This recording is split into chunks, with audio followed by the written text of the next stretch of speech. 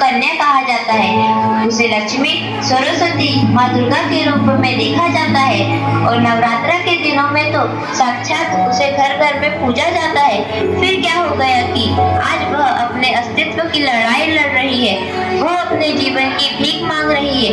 अरे बेटी तो हर घर की शान है, उसी से घर में रोशनी है, बेटी तो घरों को जोड़ती है। तो आइए बेटियों के सम्मान में हम एक नाटक प्रस्तुत करने जा रहे हैं जिसका शीर्षक है बेटी बचाओ बेटी पढ़ाओ। मीरा, ओ मीरा, तुमने मुन्ना को कहीं देखा क्या? पता नहीं सुबह सुबह कहाँ चला गया। अभी उसने कुछ खाया भी नहीं, दूध भी नहीं पिया और स्कूल जाने की तैयारी भी तो करनी है। नहीं माँ, मैंने तो मुन्ना को नहीं देखा, मैं तो सुबह से बर्तन ही धो रही हूँ। माँ, मुझे भी स्कूल जाना है, मुझे पढ़ना लिखना बहुत अच्छा लगता है, मेरा भी दाखिला स्कूल में करा दो ना माँ। ए छोरी, बड़ी है स्कूल जाने वाली, घर के कामकाज अच्छे से सीख ले, आगे चलकर यही तेरे काम आने वाले। पढ़ लिख कर कौन सा तुझको कलेक्टर बनना है? जल्दी जल्दी बर्तन साफ कर। माँ जी, मीरा को भी स्कूल में दाखिला दिला दीजिए ना, उसे भी पढ़ना लिखना जरूरी है। तू चुप कर, पढ़ना लिखना ये तो केवल लड़कों का काम है, उन्हें आगे चलकर घर गृहस्थी की जिम्मेदारी जो संभालनी होती है।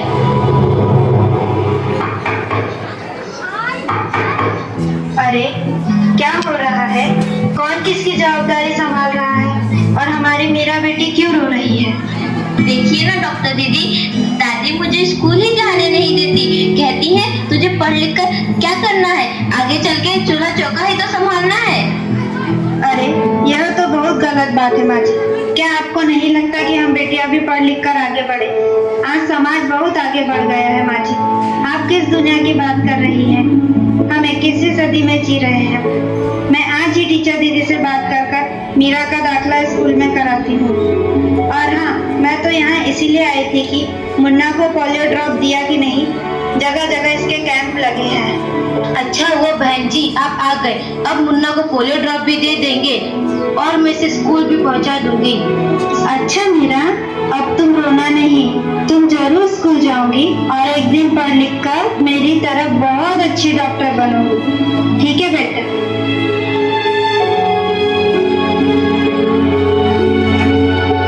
बहू, जरा एक गिलास पानी तो लाना। अभी नहीं बाबूजी। ये लीजिए बाबूजी। अरे ये देखो, अखबार में प्यारी बेटी के बारे में कितनी सुंदर कविता आई है। आओ मैं तुम्हें यह कविता पढ़कर सुनाता हूँ। कहती बेटी बाप पसार, मुझे चाहिए प्यार दुलार, बेटी की अनदेखी क्यों करता है निष्ठुर संसार। सोचो जरा हमारे बिन बसा सकोगे घर परिवार, गर्भ से लेकर यौवन तक मुझ पर लटक रही तलवार। मेरी व्यथा वेदना का अब हो स्थायी उपचार, जब माँ ही जग में न होगी तो तुम जन्म किससे पाओगे। जब बहन न होगी घर आंगन में तो किससे रूठोगे, किसे मनाओगे। जब दादी नानी न होगी तो तुम्हें कहानी कौन सुनाएगा। जब कोई स्वप्न सुंदरी ही न होगी तो तुम किससे ब्याह रचाओगे। जब घर में बेटी ही न होगी तो तुम किस पर लाड़ लुटाओगे। जिस दुनिया में स्त्री ही न होगी उस दुनिया में कैसे रह पाओगे। जब तेरे घर में बहू ही न होगी तो कैसे वंश आगे बढ़ाओगे। नारी के बिन जग सुना है, तुम ये बात कब समझ पाओगे। हाँ तो भाग्यवान, कैसी लगी यह कविता, है ना मजेदार? काहे की मजेदार कविता मुझे नहीं आई पसंद। अरे कोई घर में है क्या? आइए आइए टीचर दीदी, हम आप ही का इंतजार कर रहे थे।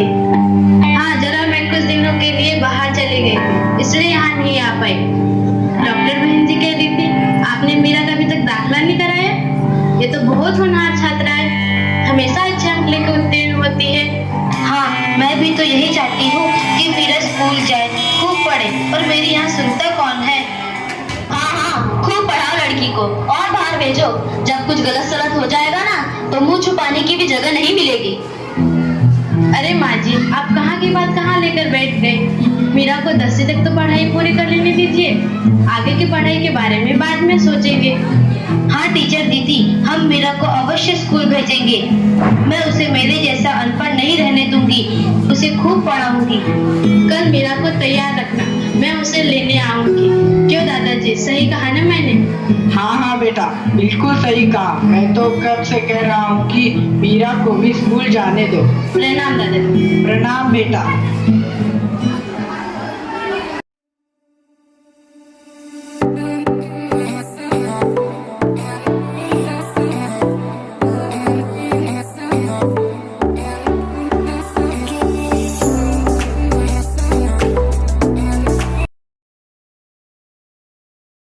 नाम मुस्कान है, मैं क्लास 8 की छात्रा हूँ। हम लोग इस स्कूल से निकलने वाले हैं, तो मैं अपने टीचर्स के लिए कुछ लाइंस बोलने वाली हूँ। सही ज्ञान हमें वो देते हैं, जीवन क्या है हमें वो समझाते हैं। सही ज्ञान हमें वो देते हैं, जीवन क्या है हमें वो समझाते हैं। ऐसे महान इंसान ही शिक्षक गुरु कहलाते हैं। वक्त और टीचर में थोड़ा सा फर्क है। वक्त और टीचर में थोड़ा सा फर्क है। टीचर सिखाकर इम्तिहान लेते हैं और वक्त इम्तिहान लेकर सिखाता है। मैं आपको बता दूं कि गुरु की क्या पहचान है। मैं आपको बता दूं कि गुरु की क्या पहचान है। इस जहां में जो भी ज्ञान दे वो गुरु समान कहलाता है। जिसे देता है हर व्यक्ति समान, जो करता है वीरों का निर्माण, जो बनाता है इंसान को इंसान, ऐसे गुरु को दिल से प्रणाम। ज्ञान से इंसान को बेहतर बनाते हैं गुरु, जीवन भर कितना कुछ सिखाते हैं गुरु। इस कर्ज को कोई उतार नहीं पाएगा, क्योंकि अनमोल खजाना लुटाते हैं गुरु। धन्यवाद।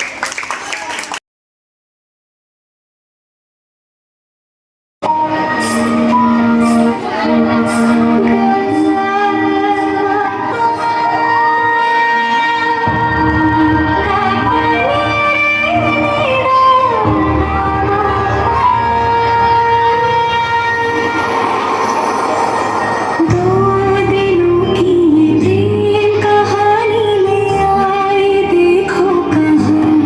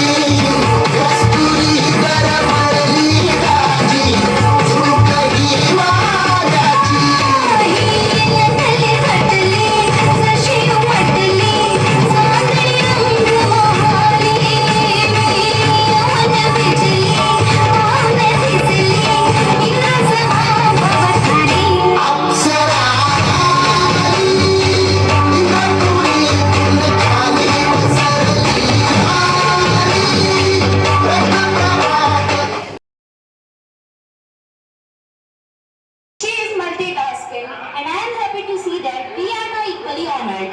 Give a huge round of applause to welcome Nari Shakti. समझना इनको वस्त्र जो तुझसे लिपटी बेड़ियां, समझना इनको वस्त्र तू, ये बेड़ियां पिघाल के बना ले इनको शस्त्र तू, बना ले इनको शस्त्र तू। तो खुद की खोज में निकल, तो किस लिए मदाश है, तो चल तेरे वजूद की समय को भी तलाश है, समय को भी तलाश है।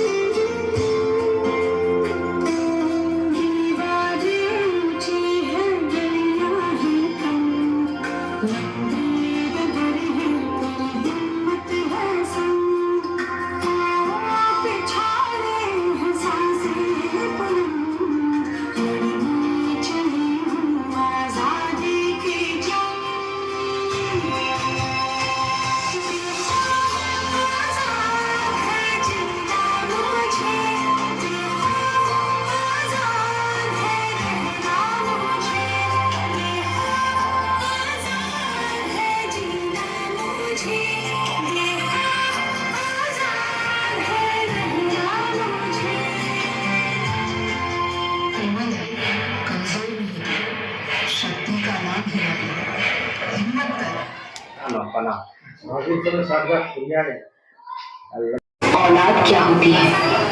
सोने रेगिस्तान से पूछो, नन्हे फूलों की कीमत क्या होती है कीमती बच्चे फिर भी क्यों नंगे पैर ये सड़कों पर भीख मांगते हैं? अपनी किस्मत की रेखा झूठी बर्तनों में घिसते हैं। घर, बाजार और वासना के हाथों रोज बिकते हैं।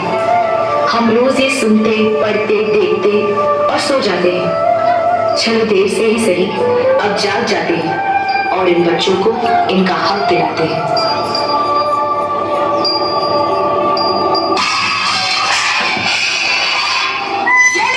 इसे लिखो, वरना आज भी खाना नहीं दूंगी, समझी?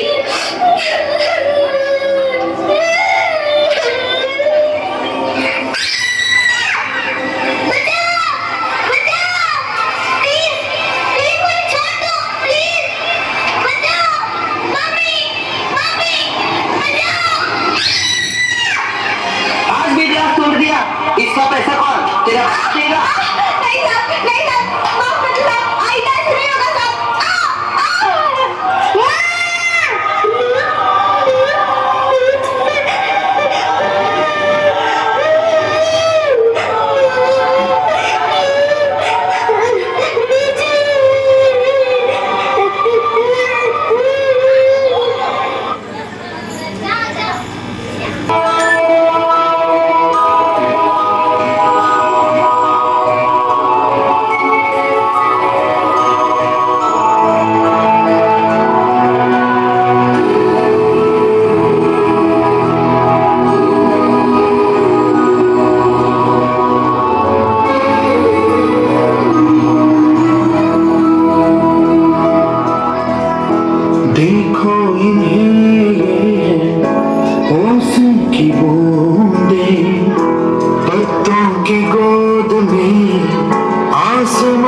को दे, अंगड़ाई ले फिर करवट बदल कर, नाजुक से मोती हंस भी फिसल कर खो न जाइए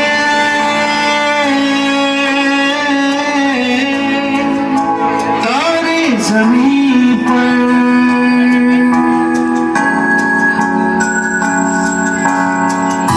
ये तो है सर्दी में धूप की किरणें उतरे जो आंगन को सुने सर मन के अंधेरे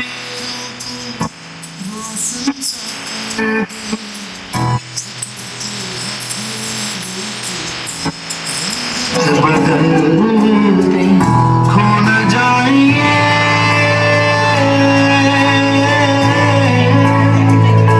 तारे जमीन पर। वालीઓને નમ્ર વિનંતી કે બારના છઠ્ઠા 3-4 આઈટમ જ બાકી છે, મહેરબાની કરી અને પોતાનું સ્થાન ગ્રહણ કરે।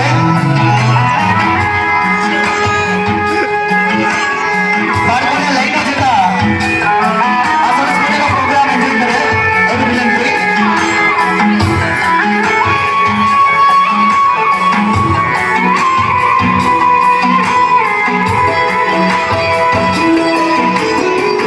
जैसे आँखों की डिबिया में निंदिया और निंदिया में मीठा सा सपना और सपने में मिल जाए फरिश्ता सा कोई।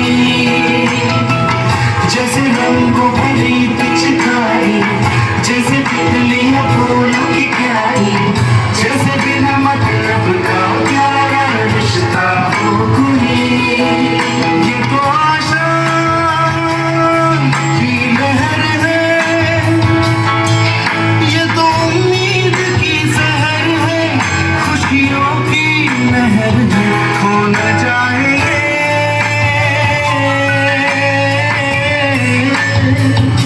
तारे जमीन पर।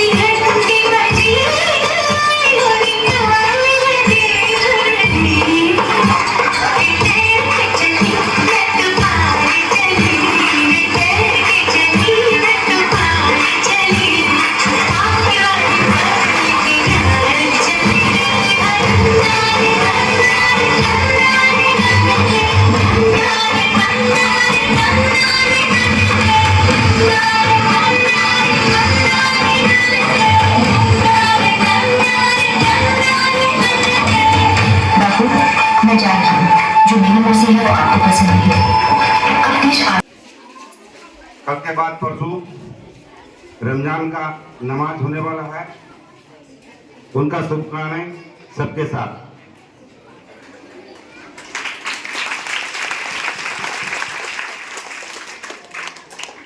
हर साल के भांति इस साल भी फाइनल परीक्षा का समाप्त होने के बाद प्रगति पत्र दिए जाते हैं हर छात्र छात्रा को,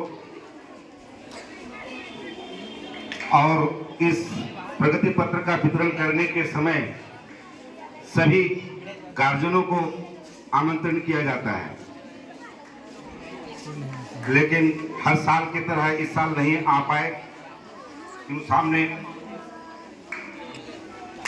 रमजान का महीना आया और एक दिन के बाद ही ईद का नमाज है, घर में बहुत सारे काम काज हैं, इसलिए नहीं आ पाए हैं। तो सरकार सभी गार्जियन छात्र छात्राओं के गार्जियन को इसलिए बुलाते हैं कि अपने बच्चों का प्रगति पत्र देखें और उस प्रगति पत्र देखने के अनुकूल ही उस बच्चों को अपने बच्चों को अपना सही दिशा दिखाएं पढ़ने में आने में। अभी प्रधान जी तो कुछ बात बोले तो अक्सर गार्जियन आते हैं, मेरे बच्चों को छात्रवृत्ति पोशाक राशि क्यों नहीं मिलते हैं, विद्यालय तो हर रोज पहुंचते हैं। लेकिन गार्जियन को भी समझना होगा, जो विद्यालय तो भेजते हैं लेकिन विद्यालय आते हैं कि नहीं हर दिन बच्चे, इसका भी मध्य ध्यान देते रहना है। अब बच्चे तो घर से निकलते हैं अपना पोशाक पहनकर और किताब का झोला पीठ में लटकाए हुए या किताब हाथ में लेते हुए आए, रास्ते में क्या करते हैं गार्जियन इस चीज का थोड़ा सा खबर नहीं लेते हैं, इसीलिए बच्चे का अटेंडेंस यानी कि उपस्थिति में कम हो जाते हैं। उसके चलते सरकार का जो लाभ है उसको सही ढंग से नहीं मिल पाते हैं। और छात्र छात्राओं को विशेष तौर से हम एक बात कहना चाहेंगे, सरकार की राशि जितने प्रकार के हैं, किताब खरीदने के लिए हो, पोशाक खरीदने के लिए हो, और कुछ पैसे देते हैं जो आप ट्यूशन जाए, ये शायद अपना माता पिता छोड़कर आपके समाज में आपके रिश्तेदारी में शायद दूसरा कोई नहीं करते होंगे। माता पिता छोड़कर एक क्या होते हैं चाचा चाची बोलते हैं हम लोग। बच्चे थोड़ा ध्यान से सुने, ये आप लोगों का विषय है, हल्ला और गप मत कीजिए। जिस विषय को हम बोलते हैं ये आप लोगों का अपना विषय है। सरकार का जो लाभ मिलता है जिस बच्चों को, पोशाक राशि हो, छात्रवृत्ति हो या भी कोई अन्य राशि हो, उपस्थिति के अनुसार दी जाती है। ये राशि शायद आपके अपने रिश्तेदार, माता पिता के बाद सबसे बड़े रिश्तेदार होते हैं चाचा चाची,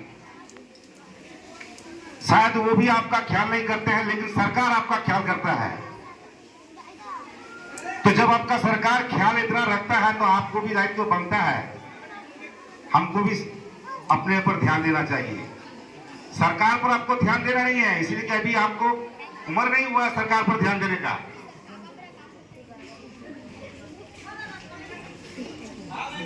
हम लोग जब विद्यालय में पढ़ते थे, अभी जितने बच्चे बच्चियां होते हैं शायद उससे भी आधा से कम आते थे, इसीलिए कि सरकार उतना सुविधा देते नहीं थे, तो उनके माता पिता सही ढंग से पढ़ने पाते थे।